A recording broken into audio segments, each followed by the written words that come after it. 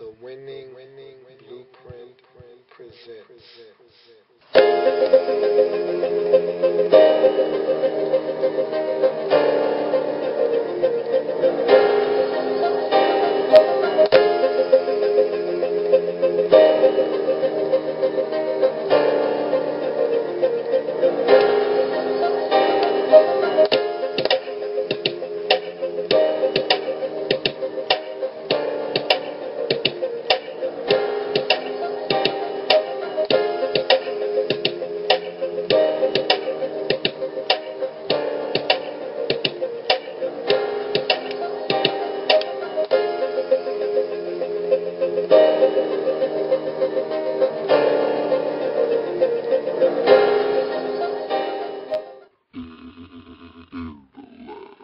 Draft Zone.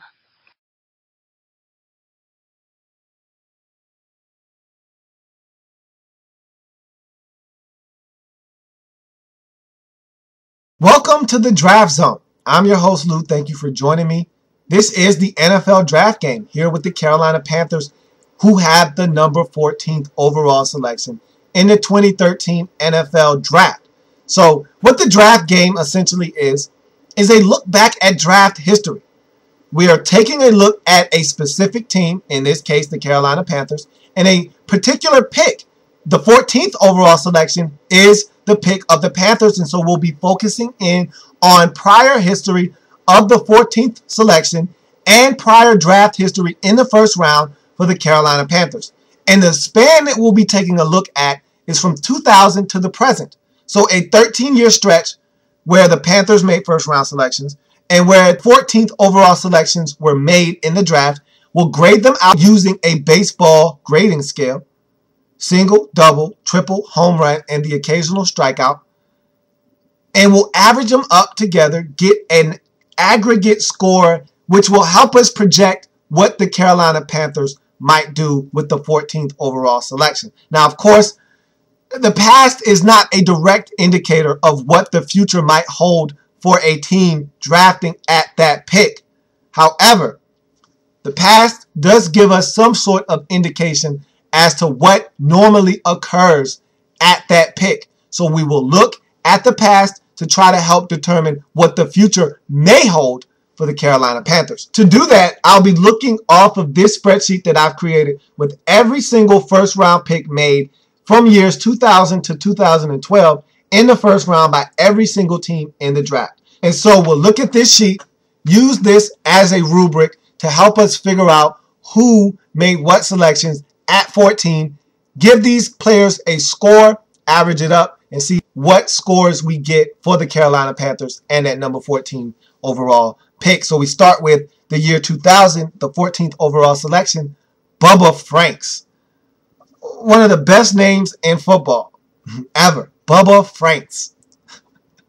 If that isn't country, then what is? Solid tight end, drafted by the Green Bay Packers. He was a modest tight end in this league that could block and catch the occasional pass. Bubba Franks, a single in this league. You look at 2001, 14th overall selection, Kenyatta Walker, tackle taken by the Tampa Bay Buccaneers.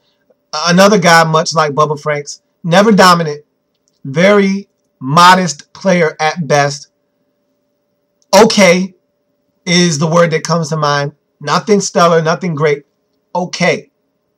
Kenyatta Walker, a single in the National Football League in 2001. You look at 2002, 14th overall selection goes to the New York Giants. They select Jeremy Shockey, tight end out of the U. So Jeremy Shockey is the 14th overall selection in 2002. A very good pick. He came into the league like gangbusters. He was dominant. He was jumping all over guys, snagging the football out of the air, talking a lot of trash, showing a lot of bravado. I think a lot of New York Giants fans were really high on Jeremy Shockey early on in his career. But that was the best of Jeremy Shockey, essentially. That rookie season, he had one more really productive year in New York where he almost topped 1,000 yards, had about 7 touchdown grabs. But Jeremy Shockey was solid in his career. Never the best tight end in the league. Was never in the top 3 in tight ends in the league in his career. And so he was a solid tight end. And when you're solid, you're a double. You look at 2003, the 14th overall selection, Chicago Bears draft Michael Haynes, the defensive end out of Penn State.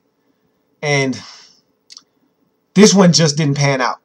And Michael Haynes never was the guy that they thought they were getting out of Penn State. He didn't get the pressure on the quarterback that they were looking for. He didn't really serve a purpose at defensive end. And so he fizzled out of the league fairly quickly. Michael Haynes, an absolute strike 3, out, strikeout in 2003 for the Chicago Bears. You look at 2004, 14th overall selection, Bears again. This time, they draft Tommy Harris, defensive tackle out of Oklahoma. Here's a guy that was extremely solid with the Bears. I mean, this guy was really good. I mean, dominant even at times for the Chicago Bears. He was so good, in fact, that he was made the highest paid defensive tackle in the league after his rookie deal expired. I mean, Tommy Harris was one of the best defensive tackles in this league at his peak. But then the injuries came. He was never the same. Next thing you know, Tommy Harris was an afterthought in this league. And that's a cautionary tale of how this league can be very harsh. It can chew you up and spit you out so quickly, can the National Football League. 1 minute you're on top, you're the best in the league, and everyone is singing your praises. The next thing you know, you're out of the league, your phone is not ringing, and people are talking about how you were overpaid grossly. And that's a cautionary tale of how the NFL can be such a cruel, cruel sport. Injuries took their toll. He wasn't the same guy. Tommy Harris was out of the league before you knew it. And so Tommy Harris is a double because he was a triple, borderline home run at his peak. But the injuries brought him back down to earth, crashing to earth. He was a double still, was Tommy Harris. You look at 2005, 14th overall selection, Carolina Panthers select Georgia outside linebacker Thomas Davis. Very athletic. You want to talk about an athletic linebacker, you're talking about Thomas Davis. Not much he can't do on the football field. But here's a guy that had to persevere his whole entire career. And if nothing else, he deserves a single for just having to come back from 3 reconstructive knee surgeries to the same knee. Same injury, same ACL. Devastating. Yet he was able to fight, scratch, and claw each time come back. I think that that's a testament to his will, determination, and want to play football. You got to want to come back from something like that. Anyone can get injured, hang their head down, and give up. It takes a real dedication, will, and drive to come back from not 1, not 2, but 3 ACL injuries on the same knee. And that's what Thomas Davis was able to do. He's a single in my book. He should be a double, borderline triple, but the injuries have not allowed him to be anything other than a single. You look at 2006, 14th overall selection, Broderick Bunkley, defensive tackle out of Florida State. I was never really that enamored with Broderick Bunkley out of Florida State. Thought he was okay. I never thought that he was a dominant player. And look, I'm a little biased. I'm not a big Florida State fan, but I'm not biased when it comes to players. I might not like your team, but if you're a baller, I got to give it up. And I just never really felt that way about Broderick Bunkley. He came into this league. He was okay. Never a dominant force for the Eagles either. Hence, he's a single. You look at 2007. Jets have the 14th overall selection. They go to Pitt and select cornerback Darrelle Revis. Who knew? I honestly can't say that I knew he was going to turn out the way he did. Again, he was in the Big East. I question how many athletes you get from the Big East. And Pitt was not a powerhouse at the time. Here was a guy that returned punts as well in college. I just didn't think Darrelle Revis had the top end speed to be elite in this league. But I was wrong. And yes, he gets away with roughhousing tactics, but If it's not called, it's not a penalty.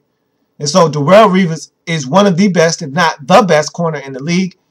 And I think that the Jets absolutely smashed it out of the park with Darrelle Revis at 14 in 2007. It's a home run for the Jets. An absolute no-doubter home run for the Jets in 2007 with the drafting of Darrelle Revis. You look at 2008, Chris Williams, tackle out of Vanderbilt, drafted by the Chicago Bears. Look, the Bears drafted him to be a tackle. It didn't work out the way they thought it was going to. They moved him inside to guard. He was okay at guard. He's now a St. Louis Ram. We'll see how that goes. Chris Williams, to me, was never worthy of a first-round selection in the first place. I didn't think he was worth a first-round pick at the tackle position. Bears thought otherwise. They drafted him. They realized quickly he's not a tackle in this league. He's more suited for the guard position. He played guard. He's been okay. When you're okay, you're a single. You look at 2009, 14th overall selection, Malcolm Jenkins, cornerback out of Ohio State. Same thing with Malcolm Jenkins. The New Orleans Saints realized quickly, this guy probably isn't a cornerback in this league. More of a safety. They moved him to safety. I thought that was a great move. I like Malcolm Jenkins at safety. And I think he's been really solid for them. But when you play on a team that's so bad on defense, I think your play is also affected by that. I think Malcolm Jenkins at times has been taken advantage of, even though the talent is there. I think that he makes too many mistakes on defense, gives up too many big plays. I like Malcolm Jenkins a lot. I think he could be better if more talent was around him to not allow him to have to try and cover so much space. But at the end of the day, you are responsible for your job and your job alone. Malcolm Jenkins sometimes fails to do his job adequately. Hence, he is a single. Look at 2010. Seattle Seahawks are at the 14th pick. They take the safety out of Texas, Earl Thomas. This was a can't-miss prospect here. This was a no-doubter. I knew this guy was going to be a really good NFL player. Did I expect him to just start fast and continue on that same torrid pace in his career? No, I didn't. I thought he was going to have to learn the nuances of the NFL game. Maybe take a year, year and a half for him to finally get his legs under him, and then he was going to start balling. I was wrong. Earl Thomas came into the league ready to go. He was ready to play in the NFL as a safety.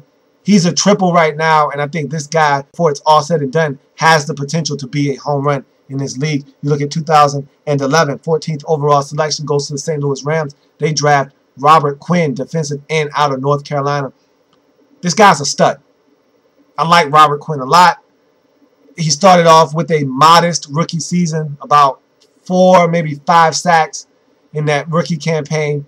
He doubled that in his sophomore season, getting to the quarterback 10.5 times. I think him and Chris Long are going to form one of the best defensive end duos in the league for at least the next 4 or 5 years strong. I think both of them can get double-digit sacks at least in the next 2 or 3 seasons if they are able to stay relatively healthy. I love Robert Quinn. I love his motor. I think he's a very athletic guy that can bend at the hips.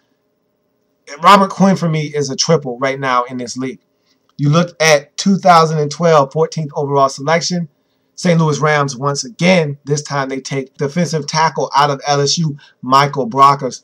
I think Michael Brockers is a solid defensive player right now. Had a strong rookie campaign. Got you about 4, 4.5, 5 sacks. Nothing to scoff at, especially from a rookie defensive tackle. Think that the sky's the limit for Michael Brockers. They spent this early first-round draft pick on him for a reason, because he has enormous potential. I think Brockers, with this talented defensive line that sees Kendall Langford, Chris Long, and Robert Quinn alongside him, I think Michael Brockers is going to be able to flourish. He's going to get one-on-one matchups. It's his job to win them. He won some of them in 2012. He needs to win more of them in 2013. I look at Michael Brockers right now as a solid double. So you average all of those up, and you come out with a single. And that's to be expected. Only one home run here at the 14th overall selection. That was Darrelle Revis in 2007. And not really a lot of guys you get excited about at the 14th pick. So A single was expected. Now it's up to the Carolina Panthers and their draft history to see if they can kind of give this value a boost. If not, if they can't give this grade a boost, then it's up to the Panthers themselves at 14 to buck the trend of history and get higher than a single, which is what it looks like right now is going to be the outcome of this pick. So you look at the history of the Carolina Panthers in that same time frame, and you start in 2000, and they drafted Rashard Anderson, who was a cornerback, and he did little to nothing in the National Football League. And so it's a strikeout for Rashard Anderson and the Carolina Panthers in 2000. You look at 2001, Dan Morgan. I'll tell you what, this is one of those guys that has immense talent. And you see it, and you're like, man, if this guy could just stay healthy, what a career he would have. But the problem with Dan Morgan was he could never stay healthy. And so Dan Morgan is a single in this league. You look at 2002, the Panthers absolutely knocked the cover off of the ball with this one. In 2002, with the drafting of Julius Peppers, J. Pep. Wow. Not hard to really knock it out of the park when you're drafting a player of this caliber at number 2. Now, granted, we've seen players with this type of talent get into the league and not have a successful career, or not even have one that even comes close to the career of Julius Peppers. But he was a top 5 pick. If I'm not mistaken, in 2002, he was the 2nd overall pick. And so they went high. They went and got the most athletic player in that draft. We're talking 6'6", 285 pounds, runs like a deer, hits like a truck, length off the charts. What more could you ask for in a defensive end? And Julius Peppers has been one of the most dominant defensive ends in the National Football League since entering the league. There has been no drop-off in his play. He's been a consistent menace. It's absolutely no question that Julius Peppers is a home run for the Carolina Panthers in 2002. You look at 2003. Panthers draft Jordan Gross. This is a tackle that they put in the left tackle position after they drafted him, and they just left him there.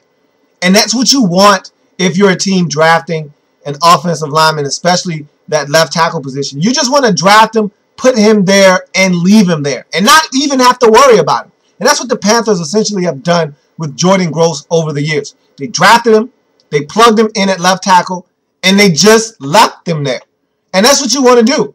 They don't even worry about what's going on over there at left tackle because Jordan Gross has been handling his business for about a decade or so. And that's exactly what you're looking for when you draft someone at the tackle positions. Can you have longevity on my football team and have me worrying about one less thing? And that's what Jordan Gross has done throughout his career. He's been extremely productive. Jordan Gross is a triple for the Carolina Panthers in 2003. Look at 2004. Chris Gamble, cornerback out of Ohio State. He was a solid player throughout his career. He made his fair share of plays. He was a long 6'1" corner. The athleticism was there. It matched the height that he had. He was a solid player. Recently retired a Carolina Panther after they released him after he was coming off of a knee injury. Chris Gamble had a solid career. Hence, he is a double in 2004. You look at 2005. Thomas Davis, the linebacker out of Georgia. Here's a guy that just cannot stay healthy to save his life. And all the talent is there. All the athleticism, everything you look for in a weak side linebacker is there with Thomas Davis. A guy that can cover and run with tight ends. He can tackle. He's a really good player when healthy. Problem is, that's not often enough. I'll tell you what, though. The perseverance, the determination, and the will and the drive to play football, the game that he loves so much, I have to give Thomas Davis credit for that, if nothing else. He's had an ACL injury on the same knee, and he's come back each time, and he just had another ACL injury 2 years ago. He came back. He played in 2012 after tearing it in 2011. what a remarkable story Thomas Davis is. Now let's hope he can stay healthy. He had a really productive 2012 season, was able to stay healthy, and so we'll see if he can continue to stay healthy. But he's a single because of the injuries. He probably should be a double. He has triple talent, but he's a single because of the injuries. Is Thomas Davis the 2005 draft pick in the first round for the Carolina Panthers? You look at 2006, D'Angelo Williams. Carolina Panthers spent a first-round selection on the running back out of Memphis. This guy has all the tools necessary to be an elite back in the National Football League. It's just that the Carolina Panthers don't want to relinquish that kind of power to D'Angelo Williams, and it really baffles me sometimes why they don't use him more. When the Panthers were struggling in the 2012 season, and they started winning games at the end and finished the season on that 4-game winning streak, guess who was a huge catalyst for that? Yeah, D'Angelo Williams. This guy is dynamic. They get the football in his hands, whether it's a screen, a toss, or just a simple handoff. This guy is dynamic. He had a big screen for a touchdown against the Chargers. He had some big runs for touchdowns. He helped them beat the Atlanta Falcons at the end of the season. D'Angelo Williams is a playmaker, and I don't understand why this guy isn't getting the football more. I know they want to split the carries between him and Jonathan Stewart, but I never understood why he wasn't touching the football 245 times or better on the ground. Each time he's exceeded 200 carries in a season, he's went over 1,000 yards. He had his best season of his career when he got 275 carries. He had over 1,500 yards rushing. I never can understand why the Panthers don't use this guy more. What I'm trying to say is he should be a triple. But because the Panthers refuse to use him in that capacity to allow him to become a triple, he's just a double. Is D'Angelo Williams in 2006. Look at John Beeson, the 2007 first-round draft pick out of the University of Miami for the Carolina Panthers. Here's another linebacker that is extremely solid, has all the physical gifts and tools you need to be a very solid linebacker in the National Football League. Only problem is he, too, much like Thomas Davis, deals with injuries. Now, the only thing is his injuries normally aren't as severe as Thomas Davis's are, but John Beeson did suffer a ACL tear as well, and so he's been a guy that's been oft injured. If he can stay healthy, John Beeson, when healthy, one of the better middle linebackers in all of the National Football League. He's a very productive, very instinctive, and a very solid linebacker. I like the way he's put together. I like the way he runs to the football, very athletic. He's a tackling machine. He just has to stay healthy. When healthy, he's a double, and he hasn't been as injured as Thomas Davis. Let me rephrase that. He's just been very injury prone of late, but John Beeson to me is a double in this league. You look at 2008, Jonathan Stewart, and I like Jonathan Stewart. I think Jonathan Stewart is a solid back. I think he is a complimentary back in the National Football League. I don't think he's a starter. I think Jonathan Stewart is a guy you give the football to 150 to 175 times, and he'll get you 750 to 1,000 yards rushing. And I think that's what he is in this league. I think that D'Angelo Williams should be the workload guy. He should be the workhorse. And I think Jonathan Stewart should complement him. And I think sometimes the Panthers get it backwards. They get it mixed up. And Jonathan Stewart is a guy that also is oft injured. And if he can stay healthy, I think he's a very productive back in this league. Right now, I think that he's a single because of the injuries, because of the lack of production sometimes. I think Jonathan Stewart is more of a single. They also drafted in 2008 Jeff Ota, and here's a tackle that you get out of Pitt, and you're thinking, okay, we've got ourselves something here. And you're thinking, okay, we got Jordan Gross on the left side. Hey, let's put Ota on the right. Maybe he could progress to a left tackle, and we can flip-flop those two. Put Gross on the right side, put him over at the left. It just never worked with Jeff Ota. He wasn't able to stay healthy. They tried to trade him. He failed the physical. They released him. He hasn't played in the league since. So, in essence, Jeff Ota is an absolute outside corner, painted beautifully strikeout in 2008. You look at 2009. No first-round pick for the Carolina Panthers as they traded it to the Philadelphia Eagles. So we move on to 2010. No first-round pick here either as they traded that to the San Francisco 49ers. So we move on to 2011. You look at Cam Newton, your franchise QB out of Auburn University. this was a huge pick for the Carolina Panthers franchise. They needed that guy, the signal caller, under center. They tried to go the Derek Anderson route. It did not work. They tried to go the Jimmy Clausen route. It did not work. They needed to stabilize the quarterback position. Give them a face of the franchise. They draft Cam Newton. They have that guy now. Now all Cam Newton has to do is focus. Things aren't always going to go well. The media isn't always going to be on your side. You have to be able to channel that into positive energy. Can't have the negativity. You can't allow yourself to put your head down. You can't allow yourself to allow outside factors cloud your judgment or your body language. You have to stay positive at all times, and you have to shoulder the blame when it is in fact your fault, and sometimes even when it is not.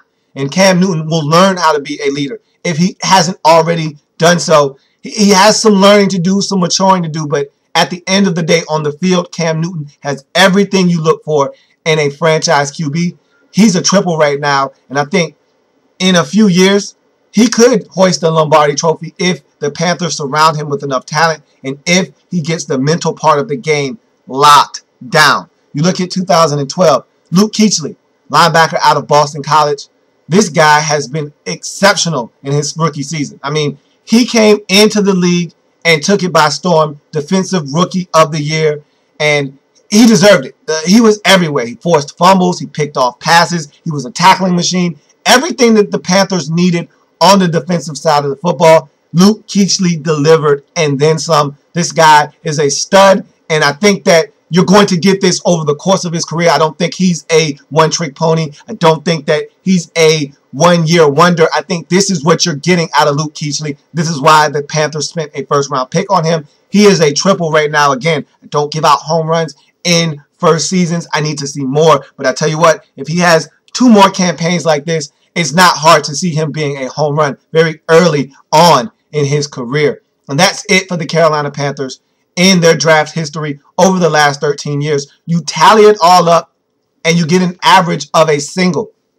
Not hard to see why the Panthers traded away numerous picks in this time frame. And so it's not hard to see why this came out to be a single. Couple of strikeouts also tossed in the mix. So you look at the 14th overall selection, and that's a single. You look at the Panthers draft history, that's a single. You put the two together, of course, you're going to get a single yielded out. And so if you're the Panthers, 14 can't be a single. It just can't be. You got to go and get value at 14. I'm hearing from my sources that Dave Gettleman is a GM that is old school. And by that, I mean he wants to build from within and spread outward, meaning he wants to take care of the offensive and defensive lines first and foremost. And so he's looking to bolster that defensive front. You went and got Dewan Edwards back after releasing him. I thought Dewan Edwards had a really strong campaign in 2012. You brought him back. You're looking for someone to put next to him. You had Ron Edwards there last year. That's not good enough. You're looking to really cement this defensive tackle position with Dewan Edwards. And now I think you're going to draft another defensive tackle. If Star Lotulelei is there, you'll take him. He's not going to be there, I don't think. I think the guy that you're probably going to end up with is Sheldon Richardson, the defensive tackle out of Missouri. This guy might be the best defensive tackle in the draft anyhow. And so I don't think it's a consolation prize either way. I think you're getting a really good player at 14. Maybe you decide to go the receiver route. Maybe my sources are incorrect. I know Panthers fans are hoping my source is incorrect because you guys probably want a receiver at 14. Tavon Austin will probably be there at 14. Cordell Patterson will probably be there at 14. But there's so much value in this draft at receiver. If you're the Panthers, I don't think you have to make that selection at 14. There are a lot of guys that you can get in the second round at receiver that can help you just as good as one of these guys in the first round. I think you take the value here, which is defensive tackle. I think Sheldon Richardson is the route to go if you are the Carolina Panthers. I like him a lot, and I think that if you are the Panthers, that guy is a steal to me at 14. You take him, you plug him in your defense, and all of a sudden, you've got a really good defensive line in front of those linebackers who are very athletic, who want to run around and make plays. And so I don't think past history is going to affect the Panthers at 14, even though draft history says you're supposed to draft a single here. I think the Panthers are going to go out. They're going to make a smart pick here at 14. They're going to get their man, whether it's a defensive tackle, whether it's a receiver.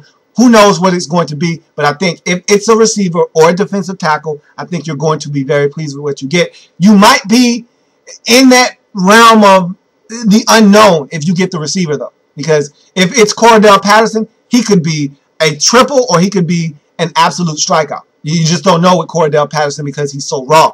You look at defensive tackle, I feel like that's the safer pick. I think the floor for these defensive tackles in the first round is a double. I don't think they're going to be any worse than a double. And I think the ceiling for a lot of these guys is a home run. And so if you're the Panthers, the value to me is at defensive tackle. You go defensive tackle, you can't go wrong at 14. And I think you'll be able to buck the trend at the 14th pick and your own draft history as you get a really good player at 14. And that's going to do it for the Carolina Panthers in the draft game.